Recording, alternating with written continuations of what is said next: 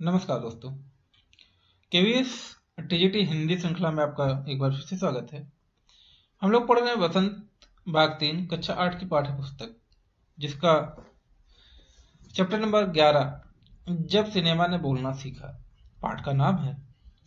हम लोग देखेंगे कि इस चैप्टर में लेखक महोदय ने क्या बताने की चेष्टा की है।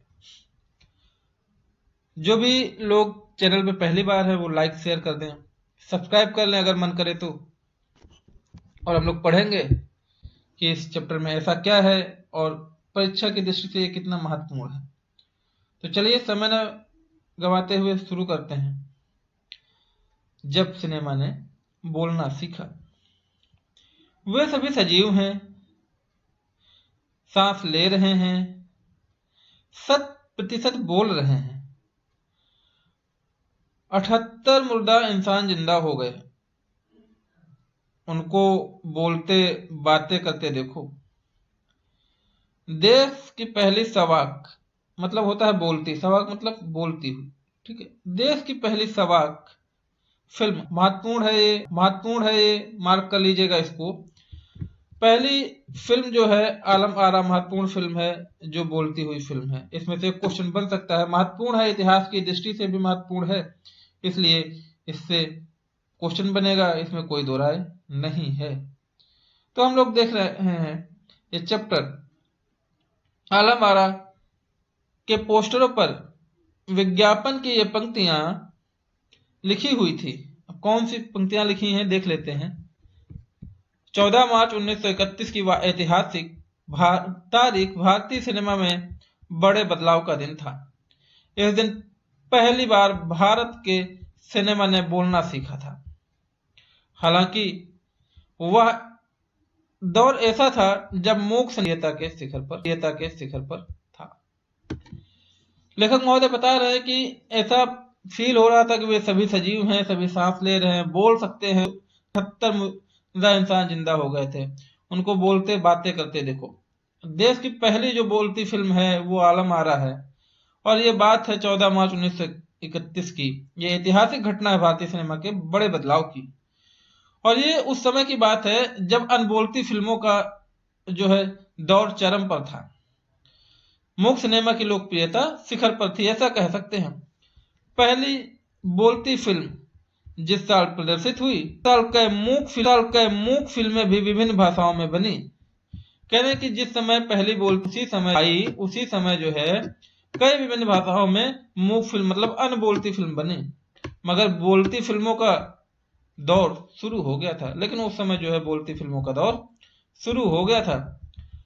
पहली बोलती फिल्म आलम आरा बनाने वाले फिल्मकार थे अर्देशीर एम ईरानी। ये भी महत्वपूर्ण पॉइंट है, मैंने इसको मार्क कर दिया, इसको आप देख लीजिएगा इसमें से। तो फिल्मकार पहले थे बोलती फिल्म बनाने वाले अर्देशीर एम ईरानी। अर्देशीर एम ईरानी ने 1932-29 में हॉलीवुड की एक बोलती फिल्म शो बोट देखी और उनके मन में बोलती फिल्म बनाने की इच्छा जगी। कह रहे हैं कि अर्देशीर महोदय जो थे, जो डायरेक्टर थे, उन्होंने पहली एक हॉलीवुड फिल्म बोलती फिल्म जो देखी थी 1929 में, उसका नाम शो बोट था। तो उसी को देखने के बाद में उन्होंने सोचा कि हमको भी बोलती फिल्म बनानी है। पारसी रंगमंच के एक लोकप्रिय नाटककार को आधार कर उन्होंने अपनी फिल्म की पटकथा बनाई। कह रहे हैं इस चीज को दर्शाने के लिए उन्होंने पारसी लोकप्रिय नाटक के आधार पर जो अपनी फिल्म की पटकथा मतलब कहानी तैयार की। इस नाटक में कई गाने ज्यों के त्यों फिल्म में ले लिए गए। एक इंटरव्यू में अर्देशीर ने उस वक्त कहा था कि हमारे पास कोई संवाद लेखक नहीं थे, गीतकार नहीं थे, संगीतकार नहीं था। तो कह रहे हैं कि अर्देशीर जी ने जिसे जब एक इंटरव्यू में पूछा गया तो उन्होंने कहा कि हमने वो कहानी में वो जो गीत हैं हमने उनको उसी तरीके से ले लिए हैं एज इट इज, क्योंकि उस समय हमारे पास ना कोई गीतकार था, ना कोई संगीतकार था, ना कोई लेखक था। इन सब की शुरुआत होनी थी। अर्देशीर ने फिल्म के गानों के लिए स्वयं की धुनें चुनी। अब अर्देशीर महोदय को फिल्में बनानी थी तो उन्होंने गाने के लिए स्वयं जो है धुनें चुनी। फिल्म के संगीत में महज 3 वाद्य तबला, हारमोनियम और वायलिन का इस्तेमाल किया गया। ये भी याद रखिएगा, ये क्वेश्चन इंपॉर्टेंट बन सकता है कि कौन सी फिल्मों में जो है मुख्यतः शामिल किए गए। तो ये वाद्य यंत्र थे तबला, हारमोनियम और वायलिन। आलम आरा में संगीतकार या गीतकार में स्वतंत्र रूप से किसी का नाम नहीं डाला गया। इस फिल्म में पहले पार्श्व गायक बने W.M. खान। ये भी इंपॉर्टेंट है, इसको मार्क कर लीजिएगा कि आलम आरा के पहले जो फिल्म का पार्श्व गायककार है, मतलब प्लेबैक सिंगर, उनका नाम था W.M. खान।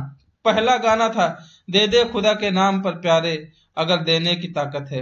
ये पहला गाना था, ये भी महत्वपूर्ण है, इसमें से कुछ ना कुछ जाएगा, पूछा ही जाएगा। कह रहे हैं कि पहला गाना जो था दे दे खुदा के नाम पर प्यारे, अगर देने की ताकत है, ये गाना था आलम आरा फिल्म का, जो पहली बोलती फिल्म बनी थी। आगे देखते हैं। आलम आरा का संगीत उस समय रिकॉर्ड फॉर्म में रिकॉर्ड नहीं किया जा सका। फिल्म की शूटिंग शुरू हुई तो साउंड के कारण इसकी शूटिंग रात में करनी पड़ी थी। कह रहे हैं कि ये डिस्क में रिकॉर्ड नहीं किया जा सकता, इसकी कोई कैसेट नहीं बन सकी थी उस समय, लेकिन जब फिल्म की शूटिंग हुई तो साउंड इसकी शूटिंग रात में करनी पड़ी थी। मूक युग की अधिकतर फिल्मों को दिन के प्रकाश में शूट कर लिया जाता था, मगर आलम आरा की शूटिंग रात में होने के कारण इसे कृत्रिम प्रकाश की व्यवस्था करनी पड़ी। यहीं से प्रकाश प्रणाली बनी जो आगे फिल्म निर्माण का जरूरी हिस्सा बनी। ये पैराग्राफ पूरा इंपॉर्टेंट है, आप इसको ध्यान से पढ़िएगा, और मैं इसका जो है व्याख्या भी कर रहा हूं। कुछ समझ में ना आए तो पूछिएगा जरूर, ठीक है। कह रहे हैं कि जो मूक फिल्मों की शूटिंग होती थी वो दिन में की जा सकती थी, लेकिन ये पहली ऐसी फिल्म थी जिसकी शूटिंग रात में करनी पड़ी।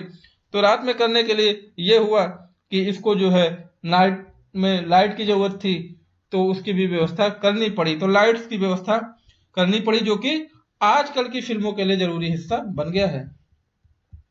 आलम आरा ने भविष्य के कई स्टार और टेक्नीशियन तो दिए ही, आरडेसर की कंपनी तक ने भारतीय सिनेमा के लिए 150 से अधिक मूक और लगभग 100 सवाक फिल्में बनाई। कह रहे हैं कि आदिसर जो साहब थे, निर्देशक जो थे, उन्होंने करीब 150 से ज्यादा मूक फिल्में, अनबोलती फिल्में 150 बनाई, और लगभग 100 फिल्में जो हैं वो बोलने वाली बनाई। तो ये भी आपका इंपॉर्टेंट पार्ट बन जाता है, इसमें से 100 और 150 याद करिएगा, ठीक है।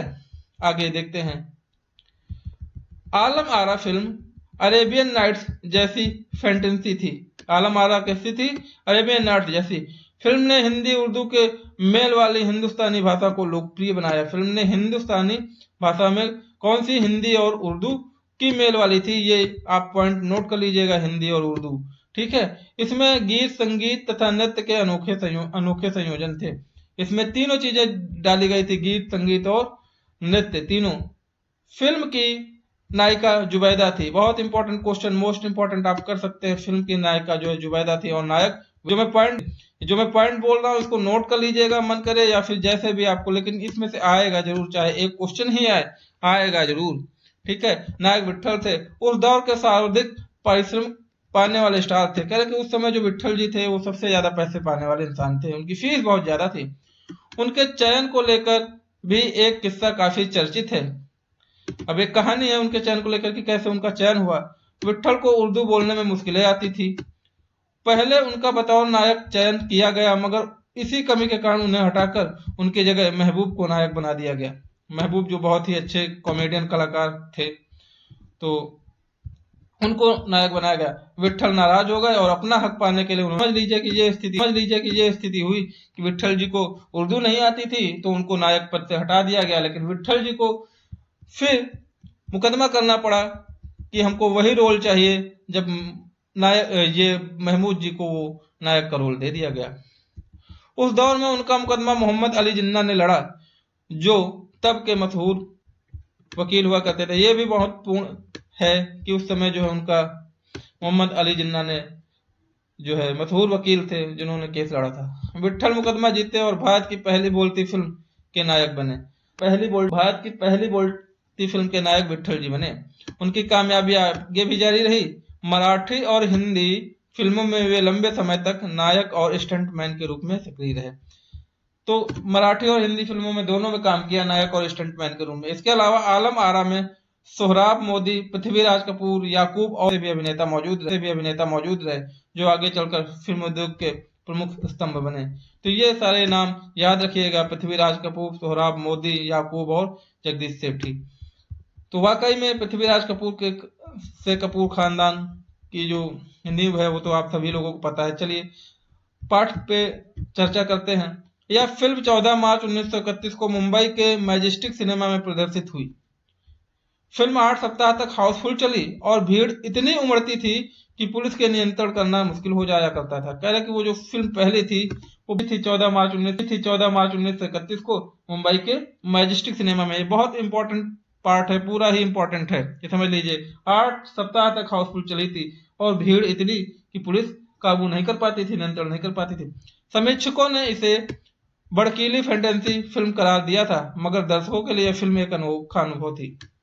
यह फिल्म 10,000 फुट लंबी थी और इसे 4 महीनों की कड़ी मेहनत से तैयार किया गया था। कह रहे कि यह फिल्म जो थी 10,000 फुट लंबी थी और इसे 4 महीनों की कड़ी मेहनत से तैयार किया गया था। अब ये समझ लीजिए कितना महत्वपूर्ण चैप्टर है ये। सवाक फिल्मों के लिए पौराणिक कथाओं, पारसी रंगमंच के नाटकों में अरबी प्रेम कथाओं का विषय का रूप चुना गया। इसके अलावा कई सामाजिक विषयों वाली फिल्में भी बनी। ऐसी ही फिल्म थी खुदा की शान। तो कह रहे हैं कि ये पारसी रंगमंच, नाटक और अरब प्रेम कथाओं पर एक विशेष रूप से इन फिल्मों को चुना गया था। और इसके अलावा भी बहुत सारी सामाजिक विषयों की फिल्में बनी, जिसमें एक फिल्म थी खुदा की शान, ये भी इंपॉर्टेंट है। इसमें किरदार महात्मा गांधी जैसा था। इसके कारण सवाक सिनेमा को ब्रिटिश प्रशंसकों की तीखी नजर का सामना करना पड़ा। हालांकि इसमें एक किरदार ऐसा था जो जिसने गांधी जी का रोल निभाया होगा, इसलिए जो है अंग्रेज पसंद नहीं करते थे और उसका विरोध झेलना पड़ा। सवाक के नए दौर की शुरुआत करने वाले निर्माता निर्देशक आदेशर इतने विनम्र थे कि जब 1956 में आलम आरा के प्रदर्शन के 25 वर्ष पूरे होने पर उन्हें सम्मानित किया गया तो उन्हें सवाक फिल्मों का पिता कहा गया। कह रहे कि वो इतने अच्छे थे जो हमारे निर्देशक साहब थे। तो निर्देशक साहब थे आदेशर साहब, तो उन्हें जब 25 वर्ष 1956 पूरा किया तो उन्हें जो है बोलने वाली सवाक फिल्मों का पिता कहा गया। उन्होंने कहा था मौके पर उस समय, मुझे इतना बड़ा खिताब देने की जरूरत नहीं है, मैंने तो देश के लिए अपने हिस्से का जरूरी योगदान दिया। कहने कि मुझे पिता की उपाधि नहीं चाहिए, मुझसे जो हो सकता था बेहतर मैंने किया और ये मेरा योगदान था देश के हित में। जब पहली बार सिनेमा ने बोलना सीख लिया, सिनेमा में काम करने के लिए पढ़े लिखे अभिनेता अभिनेत्रियों की जरूरत भी शुरू हुई, क्योंकि अब संवाद भी बोलने थे, सिर्फ अभिनय से काम चलने वाला नहीं था। कह रहे कि उस समय जब ये सारी चीजें बोलने वाली फिल्म चालू हो गई तो अब दिक्कत ये थी कि अब जो भी अभिनेता या अभिनेत्री चाहिए वो पढ़े लिखे होने चाहिए, क्योंकि अब डायलॉग्स भी बोलने थे, संवाद भी। और अभिनय से केवल एक्टिंग से काम चलने वाला नहीं था। तो ये सारी चीजें वहां पे हुई। आगे देखते हैं। मूक फिल्मों के दौर में तो पहलवान जैसे शरीर वाले, स्टंट करने वाले, उछल कूद करने वाले अभिनेताओं से काम चल जाया करता था।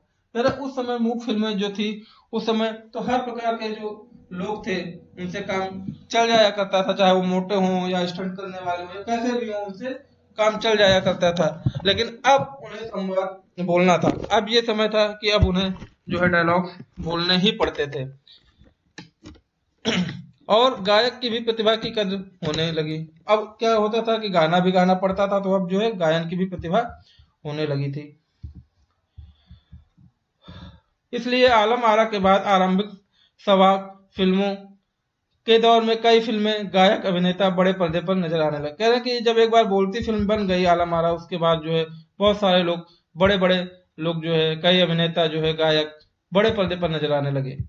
हिंदी उर्दू भाषाओं का महत्व बढ़ा, दोनों भाषाओं का महत्व भी बढ़ा, हिंदी उर्दू।